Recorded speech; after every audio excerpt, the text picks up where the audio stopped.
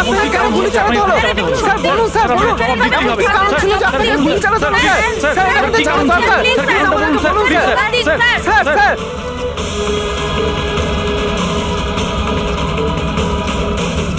গুলি চালানোর কি এমন হয়েছিল যে গুলি চালানোর আসল ঘটনা কি ছিল স্যার বলুন স্যার। স্যার আপনাকে প্লিজ স্যার আপনাকে জবাব দিতেই হবে স্যার প্লিজ স্যার দয়া, কি হয়েছে দয়ার স্যার? এরা বলছে যে আমি নাকি ওকে গুলি করেছি। ওরা মিথ্যে বলছে, আমি জানি যে দয়া।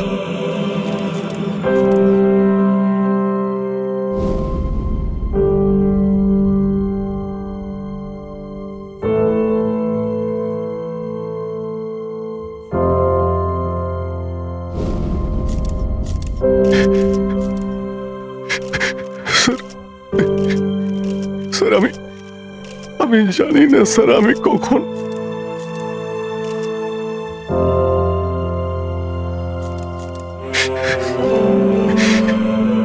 দয়া।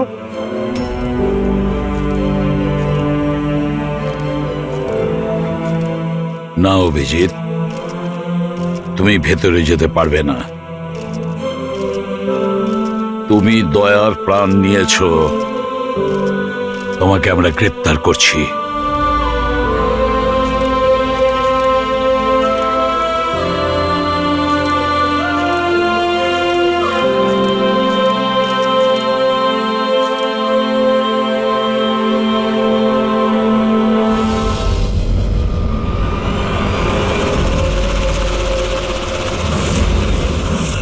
স্যার, যার খুন হয়েছে তার নাম ডিকে, একজন প্রাইভেট ডিটেকটিভ।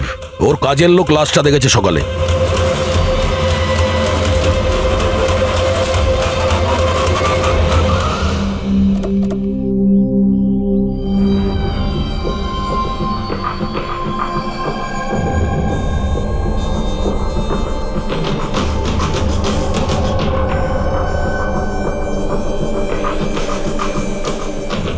দয়া, এর মুখ তো ক্ষতবিক্ষত, মনে হচ্ছে পয়েন্ট ব্ল্যাঙ্ক রেঞ্জ থেকে একাধিক গুলি করে মারা হয়েছে একে।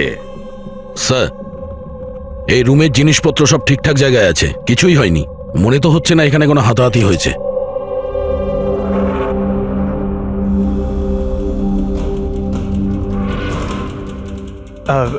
স্যার, স্যার এই কাভার্ড আর লকার তো খোলা আছে, আর সব জিনিসপত্র নিজের জায়গায় আছে। দেখে তো মনে হচ্ছে যে কেউ এতে হাতই দেয়নি।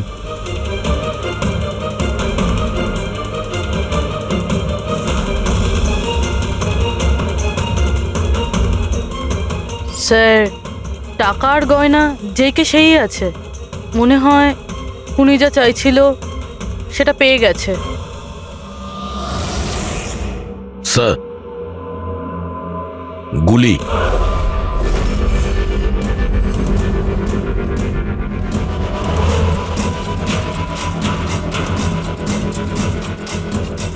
তিনটে গুলি চলেছে দয়া।